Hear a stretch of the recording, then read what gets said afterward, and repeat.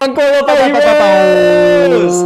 This is a very special day, very special podcast. I'm Daniel Perez. I'm one of your co-hosts. And I am Messi Morales, and we are You're Unqualified Heroes. So, we'll jump right into it.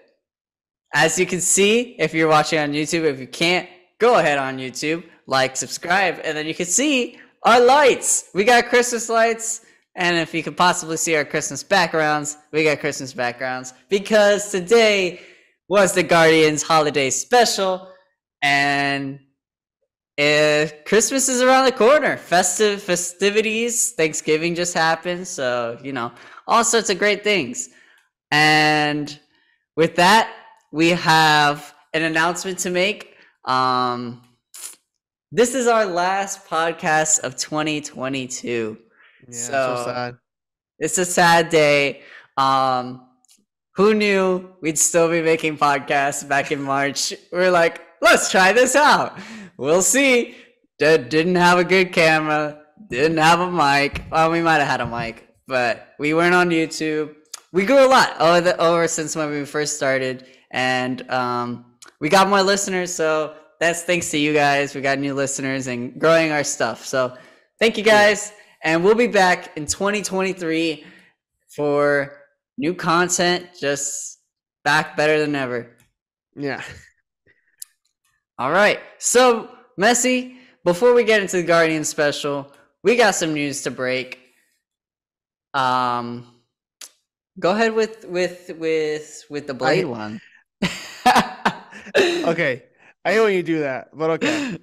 I'll go first. It's because I'm always talking so much in the beginning. I'm like, he should talk next. If I talk first, then I'm just like talking for this really long period of time.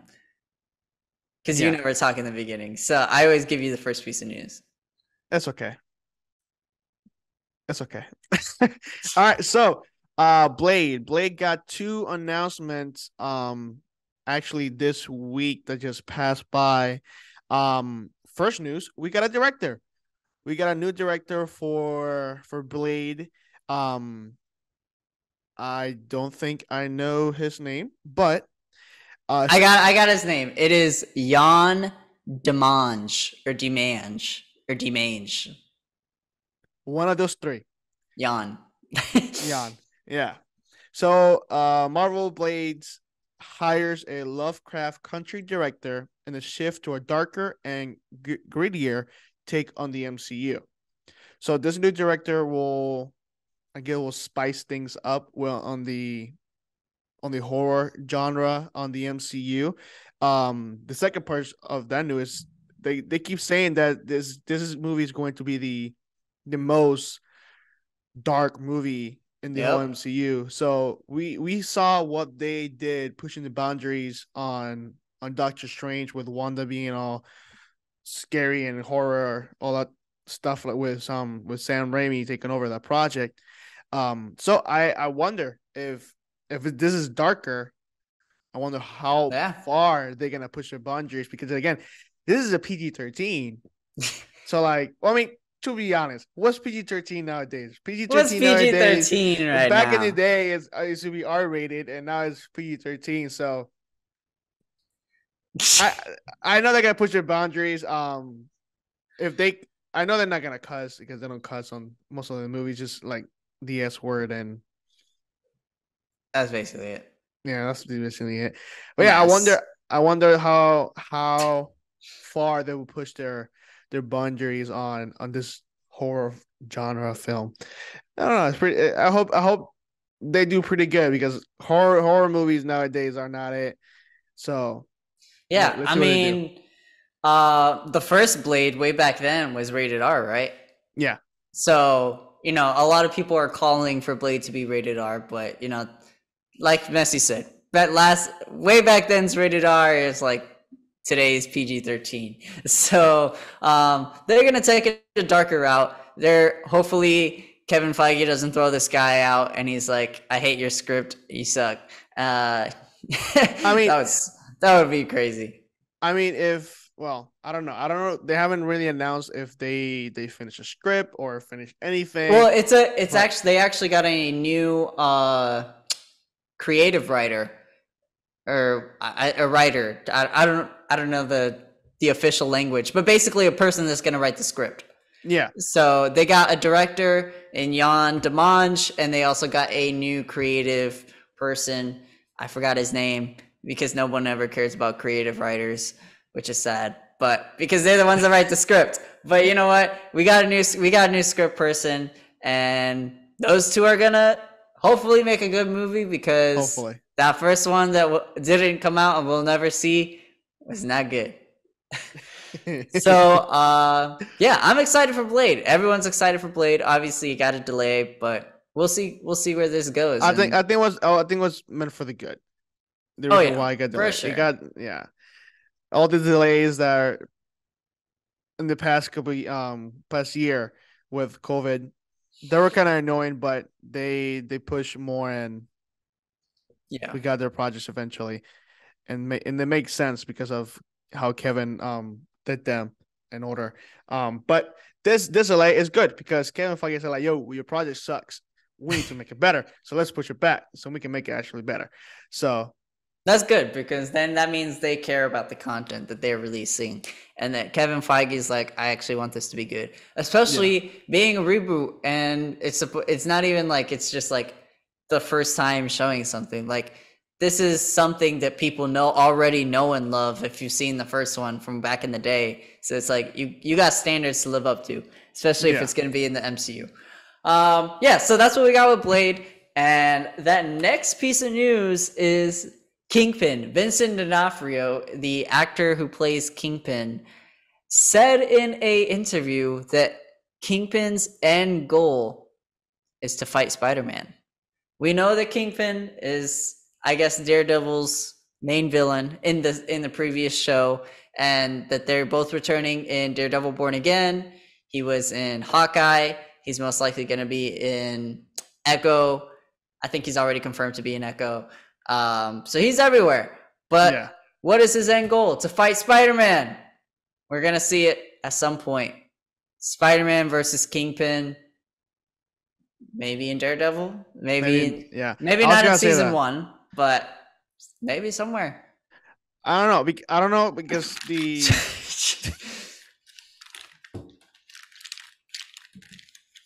I'm back. Oh my god, your bloopers. Oh my god. Okay, yeah. So I was gonna say that I don't know if the Daredevil Born Again show is a limited series or a multiple seasons type of show.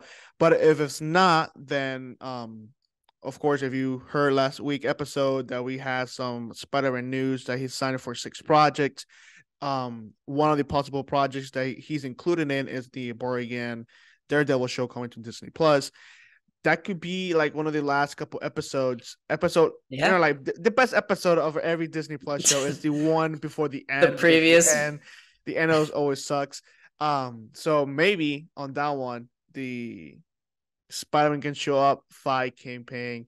And if not, later on his own movie on one of the 3 trilogies, he can fight Kingpin.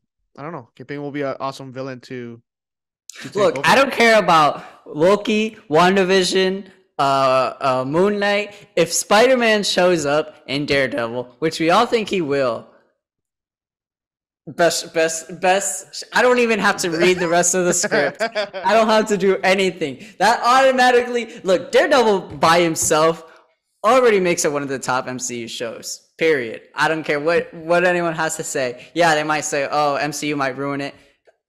I don't think they could ruin Daredevil that much. Daredevil's too good of a character. They can ruin characters. They can.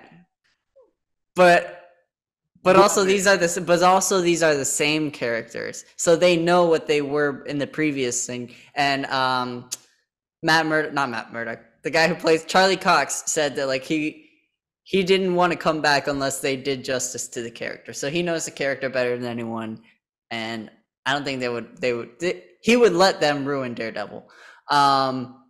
Anyways, it's already a good show. If Spider-Man shows up, I'm offing myself. I don't know.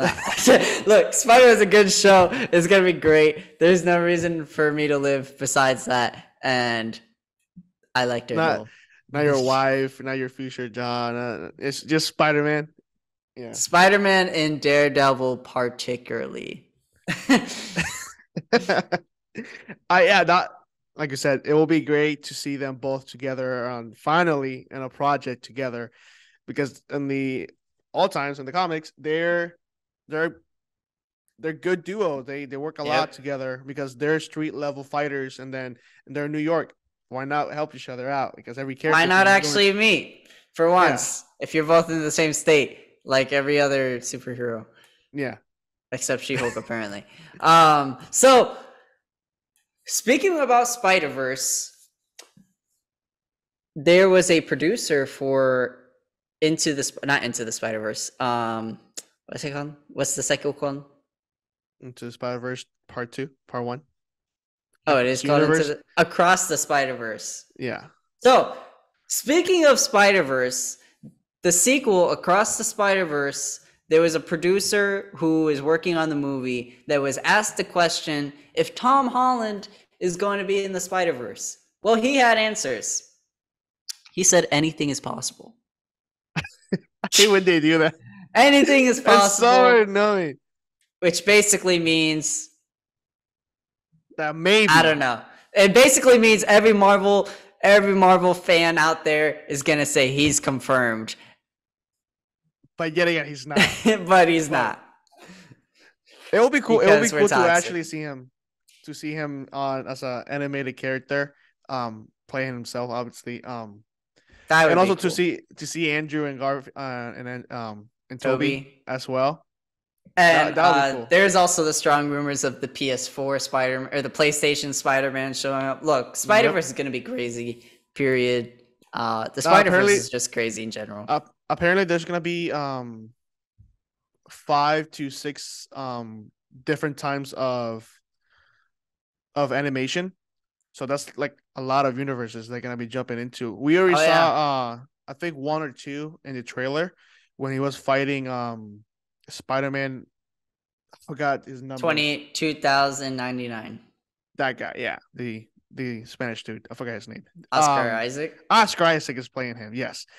Yeah. So we saw different animations there on the trailer already. So that looks pretty cool. I cannot wait for this movie. The first one was awesome, like 10 out of 10, and this one, it's gonna be 11 out of 10. It's gonna be insane. 11 out of 10. Yeah, it's gonna be good. I can't wait for this movie. Yep. So the Guardian special. It's time. Holidays. And Peter Quill is sad. So they decided to make a special presentation out of it. Yes. But before we continue, we're going to take a short break because even though it's the holidays, me and Danny are still broke and cannot afford soon. So we'll be right back with a new link, and then we can continue talking about why Peter Quill is so sad on Christmas. Spare change, anyone? Spare change. All right, guys, we'll be right back.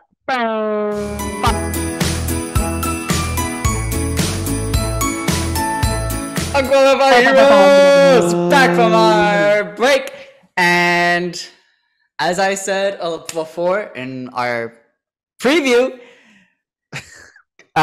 Peter Quill is sad. So they brought Christmas to him, and because of that, we now have a Guardian special that we can watch and enjoy on this festive time of the year.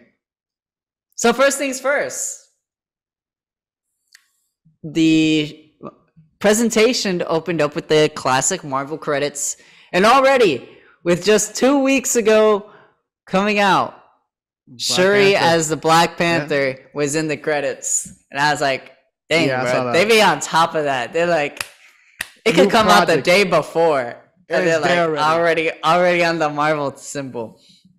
Dude, by the time Secret Wars comes in, they're gonna have to slow that intro just to give it enough time for all these characters to show. So many projects gonna happen between now and then, especially this Phase 4 in general. There's like so many projects you want to include in. So much. But yeah, so Guardian Special opened up, and we actually got something that I was not expecting. animation. Okay. Before we get into that, no, actually, let's get into that. When the special started and I saw the animation, I'm like, bro, don't tell me they fooled us. They fooled us all. It's with the all live action. animation. Dude, I was about to turn it off. I was like, okay, let me wait. Let me let me wait for a sec. And then it switches over, but it gave us like a good sentimental value of how Will had the point of view as Christmas as growing up with obviously be with the Ravagers and living that type of life that obviously they're not humans. They don't know the traditions as human people have with Christmas. Peasants. Have with Christmas. So he and John Doe had a rough patch at the beginning with Christmas. But yeah, the animation catch me by off guard. I was not expecting animation. It did. I started thinking, I was like, did they fool us? But nope, it was just part of the show in the beginning and in the end. And it was really cool. I think having like the mix of animation and real life is like, I don't know. It was a cool, like, seeing back and forth versus all of one thing. Next thing I noticed was Groot's new look. It looks weird. My man looked like if a 10-year-old did 100 push-ups every single day, and you just got this like young little boy, and he's like, I will not be surprised if they put Vin Diesel all with all the special effects on top of them and just throw him on set. Go. Yep. Do the character how the character should be. I actually look like him. Like I saw his body type, bald. He's bald, and like big guy acting like a baby. Vin Diesel. Bro, I saw him. I was like, why does this look like those like YouTube videos that you see? It's like 13-year-old boy does 500 push-ups or something. I don't know. He was just like this short, small, stubby guy. It was a man baby. Interesting. Yeah, it was a man baby. I don't know. It was kind of weird to look at, but it is what it is. He was kind of weird to look at. But he was funny though. He was funny for like all these scenes that he was in. He wasn't there a lot, obviously, but every time that he was in, it was like he was interesting to look at, and also he was a funny character. I will say that the animated characters of like Groot and Rocket and stuff like that, they were in there a little more than I expected them to, just because I thought it was going to be like a lot of just live action stuff. But we saw a little bit more CGI'd characters that I didn't think we were going to see. So that was cool. Yeah. Next thing that I found pretty funny was when when Mantis and Groot go. Actually, before that, we got confirmation Mantis is Peter Quill's sister. So that's cool. I mean, it doesn't really add to anything, but maybe it does. Maybe in Guardians 3, that's a significant like relationship, and maybe something happens. I think because she didn't grow up with a bunch of people, so like her social cues are not as up there as the rest of the group, other than Drax. Her Drax. I was gonna say, Drax. Yeah. Her and Drax, her social cues are pretty the same. I think she's gonna like overdo it with the sister thing, and then Peter Quill's like gonna get mad, and then later on I could see that they find like a redemption to the story. Oh, you're my sister. I love you. We're family. I swear. They do that with Diesel. If I am Groot is gonna say I am Groot, and then they're gonna be like, yeah, we are family. Bro, I 100% see it happening. If that happens, I'll family. Be sad. I'll be sad because I don't like the Fast and Furious movies. They completely suck. But yeah, so I think she may overdo it with the sister thing, and he get mad, and then they have a fight, and then she feels bad, and then she saves the day, and then she maybe dies. Maybe she does die. Guardians 3 is gonna be a sad movie. James Gunn already confirmed it, and and there's most likely going to be deaths, maybe even multiple deaths. Hopefully not, because I'm gonna kill myself too.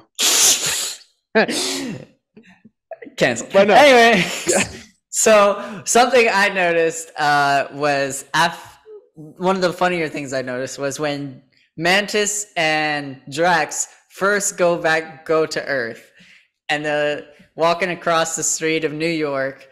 No, California. Of California, walking across the street of California. I'm so used to everybody being in New York. They're walking out of California, and everyone's like dressed up, and Mantis goes, "Steve!" And my man was like, "Hello!" Bruh, that was funny. That was a funny interaction. She thought all the Avengers were there just chilling, taking photos with some strangers. And she got some affection with Steve. He was awesome in Avengers, and she thought she saw him again. And then they were just making bank from freaking everybody taking pictures, and they're like, "Okay, guess we got money now." I don't know if you heard, but they were taking a picture with Drax, and they go, "Oh, we just took a picture with God of War." Shut the God of War. I started laughing. I thought that was a good timing because the game just came out. Yeah. That's crazy. And then there's rumors of like people will like him to be playing Kratos on the live action, but I don't know if that's true. I don't know if they're actually doing a live action. They should not do a live action. They'll just keep games doing what they do. Keep games. And yeah, because they did Uncharted. Uncharted was okay. It wasn't bad. And they did MK, the one on HBO Max.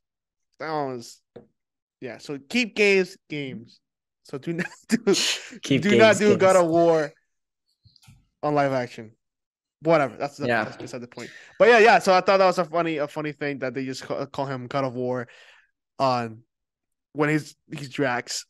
Even though that's funny. One of the funniest things to me was when I think Mantis was still taking pictures or something, and we all already knew that Drax had some beef with that Transformer-looking robot.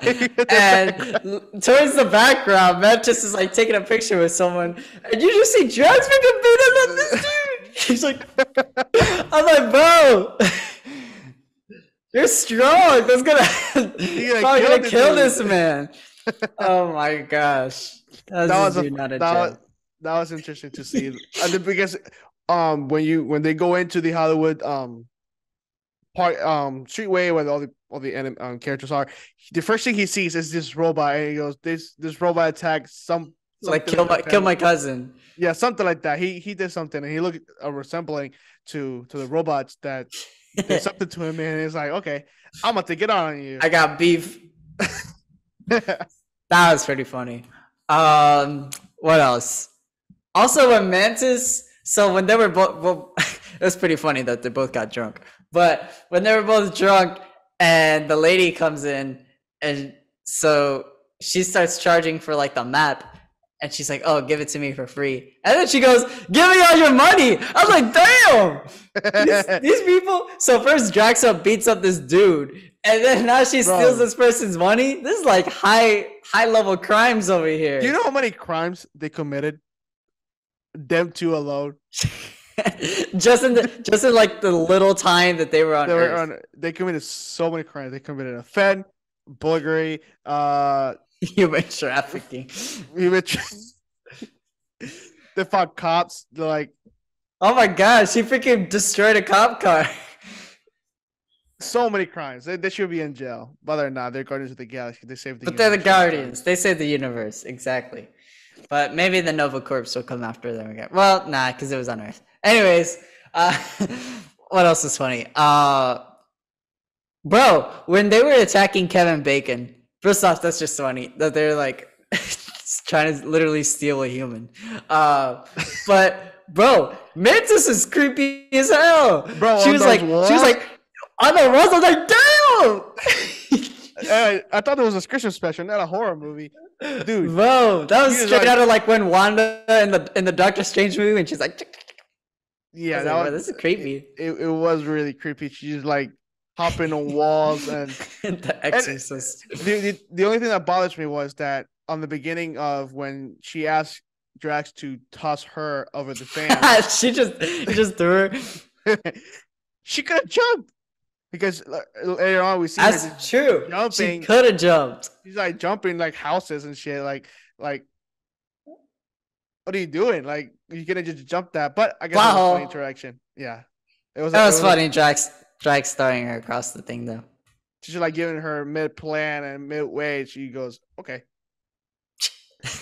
Toss it like trash. Well, also, in addition to Mantis being creepy, she can low key fight. Okay, Mantis. I was like, what are you gonna do in Endgame? You got all these people, and all you're gonna do is say sleep. Nah, bro, she can fight. She can fight a little bit. She learned a thing or two. I don't know from where, but she learned a thing or two. She's like, yeah. So this is the first time that we see her do any. Yeah, first time like combat. Actually fighting. Yeah, because we see her in Guardians 2. She doesn't really fight. She just puts them to sleep. We see her again in Infinity War. Then we see her doing the same thing, putting him Thanos to sleep. And then we see her in Endgame, not knowing what we're gonna think what she's gonna do. Like you said, she's probably gonna top everybody. Sleep, sleep, sleep, sleep, sleep. That would have been funny to see if she actually did that. If they shot that scene, that would have been that would have been pretty funny. And then now you see her do handcuff. That catch me off guard. I don't know what she just come with a big candy cane and she just slapped the cops. She's like, "Do you want to save Christmas or do you want the big elf man?" I want the big elf man. Yeah, I kind of figured he was gonna pick the elf man. That they're pretty funny together. Okay, so let's talk about their chemistry, duo, the chemistry between them two. So at the very beginning until the very end, like we said, their social cues are off the chain. They're not the sharpest tool in the shed, even though they're like one of the coolest characters. They killed it. They were the funniest thing of the whole special. Basically the whole special was about them. The very beginning to the end, funniest sec. They committed so many crimes in the best, funniest way. They kidnap a person. Again, the most funniest way that you can kidnap a person, and just like they basically rob people because they're not actually people with dress.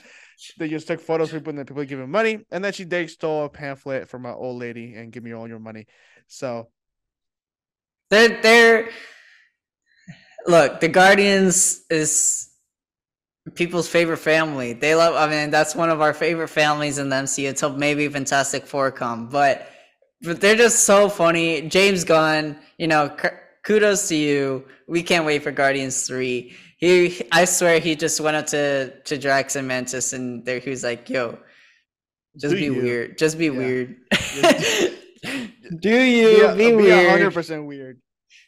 Be the character that Drax and Mantis are. Just take it as far as you want. And they basically did. I mean, they were just wreaking havoc and just being really funny together.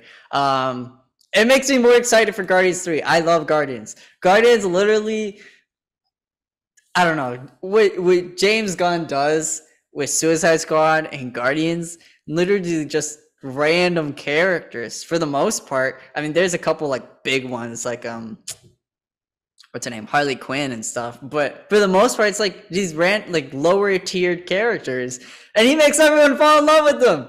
I don't know how, but that's what a director does, and that's why he's the head of DC, period. Yeah, big facts.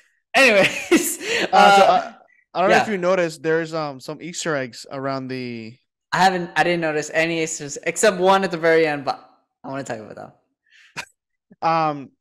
So like James Gunn, he likes using characters from other projects and bring them in.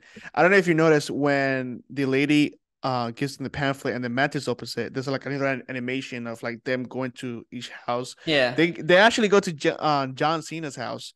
I don't know if you noticed what? that. No, I didn't. I didn't see it fast enough. You see John Cena's face on the map, and I'm like, look at that. It's John Cena. It's John Cena. Like, are they gonna talk about Peacemaker on the end? I thought that would have been a funny interaction if we got to see John Cena. I had another one in mind that I saw, but I forgot. Maybe it's the one that you're talking about. Maybe it is. talk about the one that you're gonna. I'll talk about the one that. But leading up to it, Kevin Bacon, as soon as he got unhypnotized out of the present, and he's like, "It's a talking raccoon." No. First, Rocket was like, "Chill, we're not gonna hurt you." And he's like, "It's a talking raccoon." And he's like, "I'll kill you!" Freaking jumped up. But I love Rocket. Rocket is literally probably my favorite character in the entire MCU. Rocket's just, I don't know. I need a whole special just Rocket and Groot. I'll say Rocket and Groot, but like Groot's not saying much. But I need a Rocket and Groot special because I would probably laugh my freaking butt off the entire episode. And I was even laughing at this, but Rocket and Groot, oh my gosh. I think every time I see Rocket I laugh. But here's when I laughed probably the most, besides when Drax is beating up that robot. Rocket gets a present. Yes. And I see this box. And I'm like, the one. Immediately my head was, Rocket. No. It wasn't a gun because Rocket's always asking for body parts or something like that. So immediately I was like, it's going to be like some alien body part or something, like an alien leg or whatever. Like, whatever. Okay, this will be funny because he always wants that. He opens it up. Bro, it's Bucky's arm. How do you have Bucky's arm? Does Bucky have one arm now? Does he have another vibranium arm? I think that's the old one. I don't think that's the new one because the new one is black and gold. The one that we got to see on Falcon and the Winter Soldier. Yeah, because I didn't notice that he had a new one. Yeah, that was a gift from the Wakanda. Oh yeah. You're right.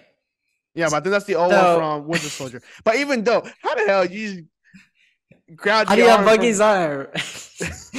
Where did not His reaction was top tier. It's like, Bucky's arm. Bro, that killed me. I was not expecting that. I was like, Bucky's arm? Bro.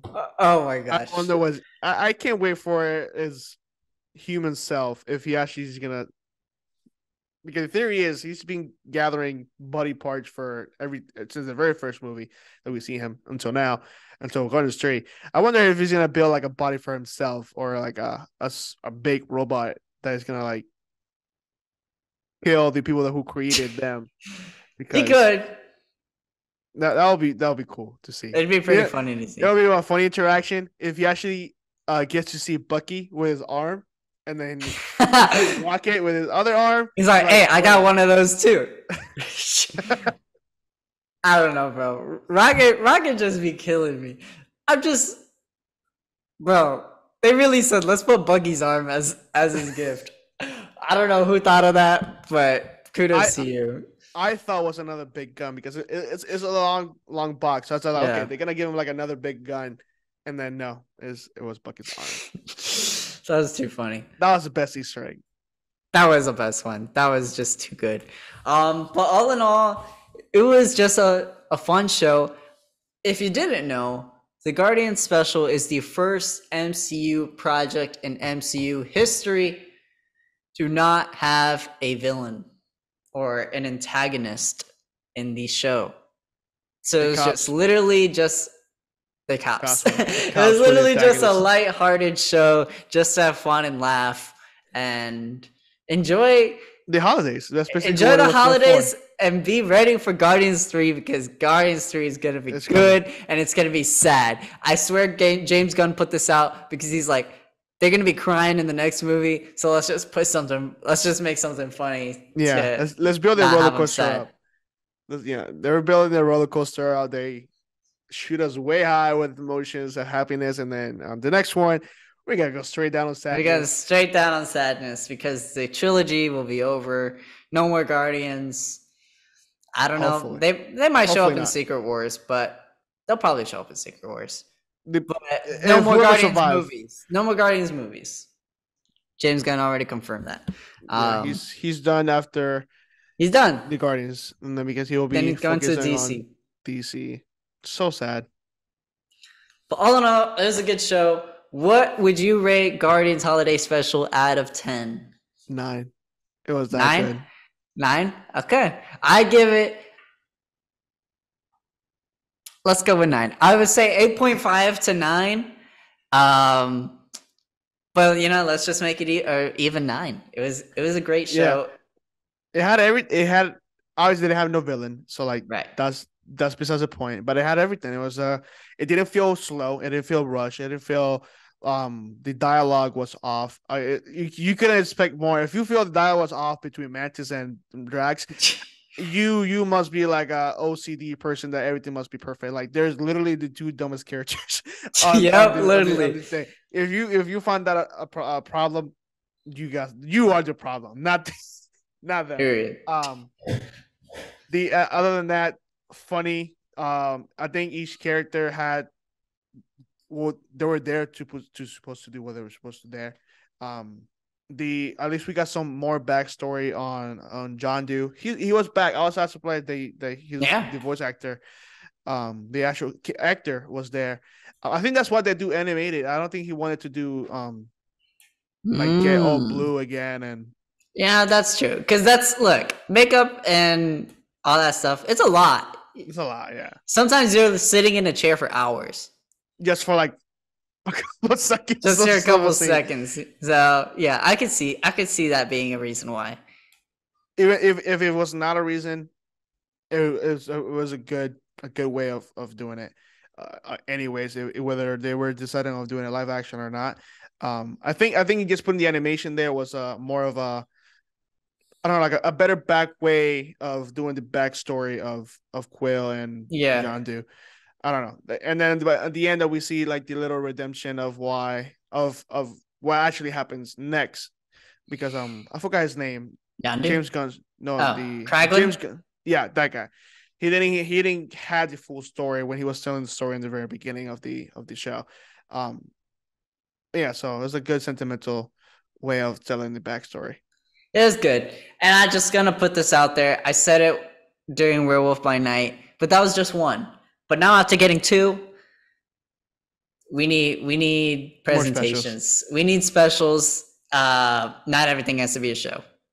Period. I said what I said. Yeah, that's true. Not everything has to be a show. I mean, I am like loving these specials because they look. We only got 2, but they've hit. They both hit. They both were good. Werewolf by Night, top tier, one of the best things on Phase 4, and then this one just dropped, another hit, best thing ever. I like and 2 completely different things. I mean, you got like funny, not serious, and you got like serious horror type of thing with a little bit of humor. I don't know. It was just black and white. Super. It was 2 different things. 2 different, same universe, 2 different things. Yeah. So yeah, that's our show. The Guardian special was just really great. A way to cap off 2022 with all the Marvel things that we've gotten. You guys we've started since March with the Batman and going into, I believe it was Moon Knight. Yeah. Going into Moon Knight, and we're all the way here now with Guardian Special and Black Panther Wakanda Forever. So this is our 2022 podcast year. It's our first time doing this, obviously. And we're excited for 23 to see what it brings. Hopefully we got some, come out with some new creative ways to up our content game. And we're still going to be posting on Instagram and stuff. Like anytime news comes out, we'll be the first ones. Well, maybe not the first ones. We'll try to be as early as possible to bring out that news to you guys. And yeah, so you know where to find me. If you don't, you can find me at Danny42 with 3 N's. 2 is taken on Instagram. Let me know that you're you and not a scammer, and that you enjoy the Guardian special. Because if you didn't, you don't deserve my follow back. Yeah, you're or my follow. You're a Grinch. But if you don't want to follow me, you can always follow me at Messi.17_ on Instagram. And if you don't want to follow us on our personal pages, you can always follow us on Instagram, TikTok, YouTube, Spotify, Apple Podcasts. Not Snapchat. I always want to say Snapchat because it's like part of the social media like things. But do not follow us on Snapchat. We do not have a Snapchat. If you see a Snapchat calling Qualified Heroes, report them because that's not us. Not us. We don't have the time to do a Snapchat. It's too much work. But again, happy holidays. Enjoy with your family. That's what we're gonna do. That's what we're taking this time off. I'm gonna go eat some turkey leftovers. Yes, sir. Other than that, happy holidays. Happy holidays. And one last time in 2022, Qualified Heroes.